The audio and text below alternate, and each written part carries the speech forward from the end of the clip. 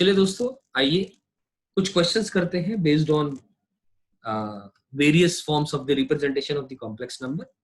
सो पहला क्वेश्चन बिल्कुल सिंपल से लिखा, मैंने इसको कहा इस कॉम्प्लेक्स नंबर को आपने यूलर फॉर्म में रिप्रेजेंट करना है। तो यूलर फॉर्म में रिप्रेजेंट करने के लिए आप क्या करेंगे, देखिए दोस्तों कि अगर इसको मैं कंपेयर करूं z is equal to x plus iota y से, तो x की वैल्यू -1 है और y की वैल्यू माइनस का अंडर द रूट ऑफ 3, ठीक। और अगर मैं इसके मॉडुलस की बात करूं, यानी मॉडुलस ऑफ z, वो कितना हो जाएगा, अंडर द रूट ऑफ -1 का स्क्वायर प्लस -√3 का स्क्वायर, यानी ये वैल्यू निकल के आ जाएगी 2। यहाँ तक बात समझ में आती है। अब हमने ये देखा कि जो x भी नेगेटिव और y भी नेगेटिव है, तो इसका मतलब साफ पता लग रहा है कि कॉम्प्लेक्स नंबर जो है it lies in the which quadrant, third quadrant. Third quadrant के अंदर में लाई कर रहे हैं, तो हम लोगों को इसका क्या निकालना आता है, आर्ग्यूमेंट, प्रिंसिपल आर्ग्यूमेंट निकालना आता है, क्योंकि यूलर फॉर्म में z is equal to r into e पर आइटा थीटा लिखना है। अब थीटा हमारी मर्जी है, कुछ भी लिख सकते हैं, प्रिंसिपल आर्ग्यूमेंट हो या दूसरा आर्ग्यूमेंट सिंपल जनरल वो भी लिख सकते हैं, ऐसा कोई हार्ड एंड फास्ट रूल नहीं है कि प्रिंसिपल आर्ग्यूमेंट ही लिखना है। लेकिन अगर मैं निकालना चाहूँ इसका, तो अल्फा की वैल्यू की बात करूंगा तो tan inverse of modulus of minus का under the root 3 divide by minus का 1, यानी अल्फा की वैल्यू आ जाएगी कितनी, π/3।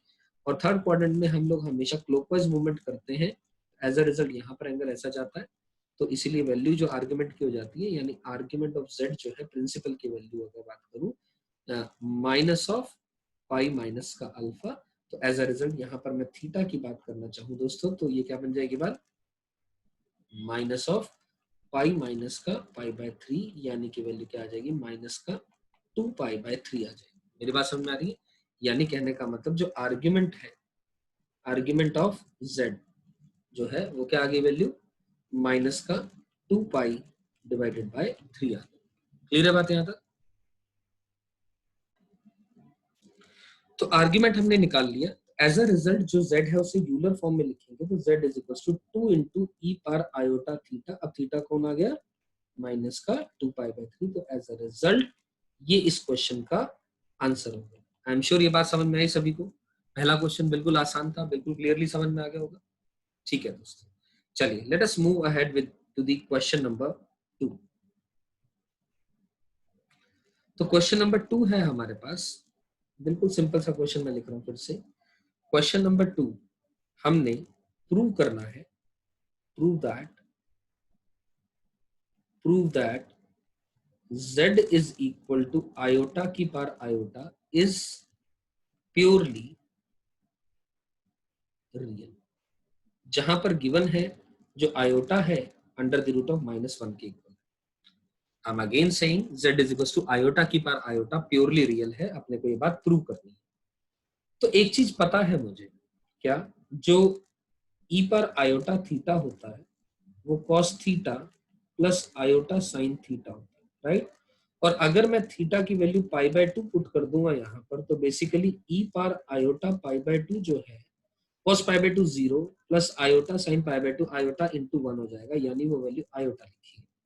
सही है दोस्तों?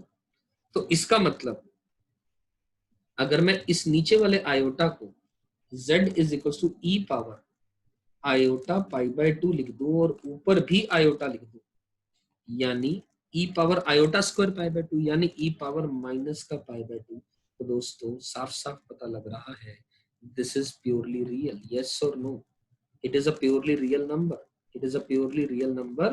दैट इज मैं ऐसा भी बोल सकता हूँ कि इमेजिनरी पार्ट जो z का है वो क्या आ गया, 0 आ गया। और हमें यही तो प्रूव करना था ये प्योरली रियल है, क्योंकि ई तो नेपियर्स कांस्टेंट होता है जिसकी वैल्यू 2.7 से 2.8 के बीच में होती है, और वो एक इररेशनल नंबर होता है। क्लियर है बात? ये समझ आ गया ये भी सवाल? ठीक है, चलिए आइए चलते हैं नेक्स्ट क्वेश्चन पे। Moving on to the another question, question number 3। So the question says, अगर हमने कहा if z is equal to r into e पर आयोटा थीटा है, ठीक है ना। So we are interested in, let us say find the value of modulus of e power iota z। इसकी वैल्यू अपने को बता दी, modulus of e power iota z। अब मॉडुलस ऑफ ई पर आयोटा z, अब z तो हमें पता लग गया ये है।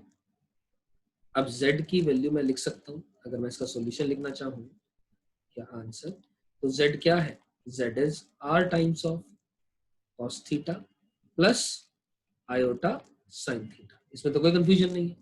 अब यहाँ पर आयोटा जेड के बारे में बात की गई तो आयोटा इंटू जेड लिख लेते हैं, तो कितना बन जाएगा आयोटा जेड, तो आयोटा स्क्वायर मल्टीप्लाई होगा तो -1 बन जाएगा, तो मतलब माइनस का आर साइन थीटा आगे आ जाएगा, माइनस का आर साइन थीटा प्लस का iota into r into cos theta, ये आयोटा जेड की वैल्यू आ जाएगी।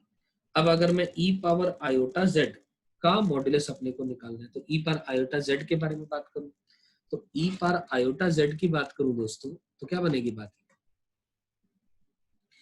ई पावर ये बन जाएगा ई पावर माइनस का आर साइन थीटा प्लस का आयोटा आर कॉस थीटा, यानी मैं इसको फर्दर कैसा लिख सकता हूं, ये बन जाएगा ई पावर माइनस का r sine theta into e power iota r cos theta, ऐसा लिख सकते हैं, इसमें तो कोई कंफ्यूजन नहीं है, 100% सही है बात यहाँ तक। चलिए बहुत बढ़िया। अब we are interested in the modulus of e power iota z, तो modulus of e power iota z मतलब modulus of e power minus का r sine theta into into e power iota r cos theta. अब दोस्तों एक चीज आप अपने आप सोच करके देखें, ये ऑलरेडी हम बात कर चुके हैं, ई पावर आयोटा थीटा का जो मॉड्यूलस होता है वो 1 होता है, करेक्ट है। तो ये जो पोर्शन है ये वाला तो मैं एज इट इज बाहर रख दूं, यानी मैं इसको लिख सकता हूँ modulus of e power iota z can be written as e power minus का r sine theta as it is लिख दिया, ठीक है ना, ये तो आ गया, into modulus of e power iota r cos theta. तो दोस्तों एक चीज आपको देखने को मिल रही होगी यहाँ पर कि जो आर कॉस थीटा है, जनरली ई पावर आयोटा थीटा का मॉड्यूलस अपन जानते हैं कि 1 होता है, तो यहाँ पर थीटा की जगह जो ई पर आयोटा इंटू थीटा होता है, थीटा की जगह पर आर कॉस थीटा है, तो इसका भी तो मॉड्यूलस 1 ही तो होगा, इसका भी तो मॉड्यूलस 1 होगा, क्योंकि क्योंकि basically e power iota r cos theta उसको मैंने 5 मान लिया है ना, अगर मैं आर कॉस थीटा को मैं 5 मान लूं तो वो भी तो cos of 5 plus iota sign 5 रहेगा, जिसका कि मॉड्यूलस की बात करूंगा तो 1 ही तो आएगा। तो as a result therefore modulus of e power iota z will be nothing but e power minus का r sin theta, that's the answer to our question। I am sure ये बात सभी को समझ में आई होगी, क्लियर। तो चलिए अगर ये बात समझ में आई है तो let us move on to the another question, next question, question number 4। तो अगला क्वेश्चन है कि find the real part, find the real part of e की power iota theta, e power iota theta नहीं, ई पावर आयोटा ई की power iota theta, ठीक है।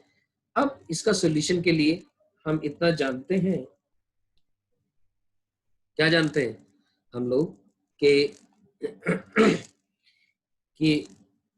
ई पर आयोटा थीटा का मतलब होता है, ई पर आयोटा थीटा का क्या मतलब होता है, cos theta plus iota sine theta. तो ई की पावर आयोटा थीटा का मतलब होगा ई की power cos theta plus iota sine theta, सही, यहां तक बात समझ में आ रही है, जिसका मतलब क्या होगा ई पावर कॉस थीटा अलग लिख लिया इनटू ई पावर आयोटा साइन थीटा, ऐसा लिख सकता हूं, यानी इसका मतलब होगा ई पावर कॉस थीटा अलग लिखा इनटू, अब ई की पावर आयोटा ये फाई है, अब ये आर्ग्यूमेंट है अंदर में, sine theta is the argument, तो कॉस ऑफ कितना sign theta plus iota times sine of sine theta, मेरी बात समझ में आ रही है। तो एज अ रिजल्ट अब हमसे क्या कहा गया है, इसका क्या निकालना है, रियल पार्ट निकालना है दोस्तों। अब अगर रियल पार्ट निकालना है तो साफ साफ पता लग रहा है देयरफॉर रियल पार्ट ऑफ ई की power iota theta will be, अब ये तो इसका मॉड्यूलस हो गया, इनटू दिस करूंगा क्योंकि आयोटा के साथ जो चीज मल्टीप्लाई हो रही होगी वो तो इमेजिनरी पार्ट होगा, तो रियल पार्ट इसका क्या होगा e power cos theta multiplied by cos of sin theta, so that's the answer to this question। I'm sure ये क्वेश्चन भी सभी को क्लियर हो गया होगा, right? So let's do one more question। The question is we got to find the real part, find the real part. किसका real part निकालना है? ऑफ 1 माइनस आयोटा होल की पावर माइनस आयोटा। ठीक है, तो इसको एक काम करते हैं, इसका सॉल्यूशन के लिए इसको z मान लेते हैं पहला काम। तो z is equal to 1 minus का आयोटा की पावर माइनस का आयोटा लिख लिया। ठीक है, इसमें तो कोई टेंशन नहीं है। तो एक काम कर सकते हैं, जैसे टेकिंग लॉग बोथ साइड्स करते हैं हम लोग रियल दुनिया में, यहां भी कर सकते हो। टेकिंग लॉग बोथ साइड्स, अब जैसे ही अपन लोग लॉग लेंगे दोनों तरफ, तो क्या बन जाएगा? log of z to the base e will be equal to minus का iota times log of 1 minus का आयोटा। ठीक है, अब 1 माइनस आयोटा की अगर मैं बात करूं अलग से, 1 माइनस का आयोटा को मैं यूलर फॉर्म में लिखना चाहूं तो इसका मैग्नीट्यूड कितना है? मॉड्यूलस, यानी under the root 2 into e power iota times of minus का पाई बाय 4, यानी इसको मैंने यूलर फॉर्म में लिख लिया, in the Euler's form. Correct है। अब यूलर फॉर्म में जब ये आ गया तो इसका मतलब क्या हुआ? यानी log of z to the base e becomes minus का आयोटा टाइम्स log के बेस में e of root 2 into e power minus का आयोटा पाई बाय 4। ऐसा लिख दूं, इसमें तो कोई कंफ्यूजन नहीं है। ठीक है, ऐसा लिख दिया, यानी ये वैल्यू क्या बन जाएगी? माइनस का आयोटा टाइम्स ऑफ, ये एज इट इज क्या आएगा? अब log ऑफ mn, log की प्रॉपर्टी होती है log m plus log n लिख देंगे। अब ये log of root 2 to the base e, root 2 मतलब 2 की पावर 1/2, तो 1/2 आगे आ जाएगा into log of 2 to the base e, ऐसा लिख दिया। और माइनस का iota times of pi by 4 आ जाएगा। सही है, माइनस का आयोटा टाइम्स पाई बाय 4 क्यों आएगा? log of e power something to the base e, तो वो जो समथिंग ऊपर आ रहा है वो एज इट इज आ जाएगा। सही है, तो इसका मतलब क्या हुआ? तो ये बन जाएगा, किसकी वैल्यू आई है? log of z to the base e की वैल्यू आई, यानी z की वैल्यू क्या आ गई? z की वैल्यू e की पावर में सब कुछ आ जाएगा। अब e की पावर में क्या आ जाएगा? ये सारा का सारा एक्सप्रेशन, दिस होल, है ना, क्योंकि हमें पता है एज वी नो, मान लो log z to the base e equal to t लिखा है, तो इसका मतलब है z का मतलब हो जाएगा, z की वैल्यू हो जाएगी e की पावर t, तो बेसिकली ये आपका t ही तो है। ठीक है पॉइंट।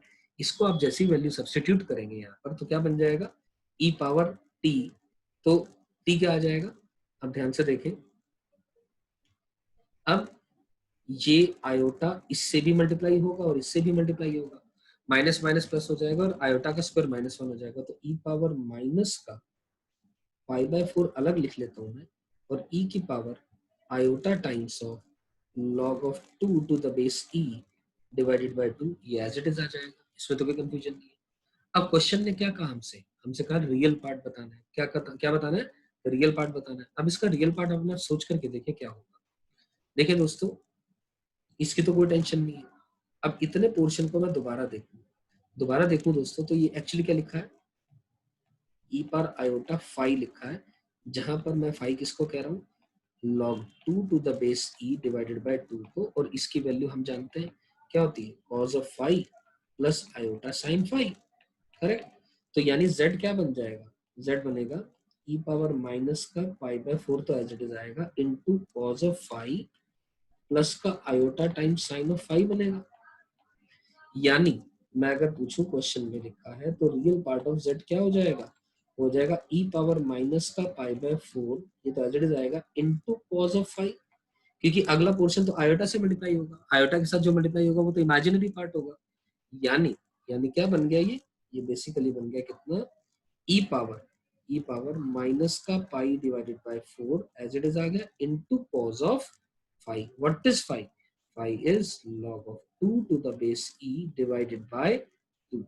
ये आपका इस सवाल का आंसर हो जाएगा। तो I am sure real part of z आपको ये बिल्कुल और बिल्कुल 100% क्लियर हो गया।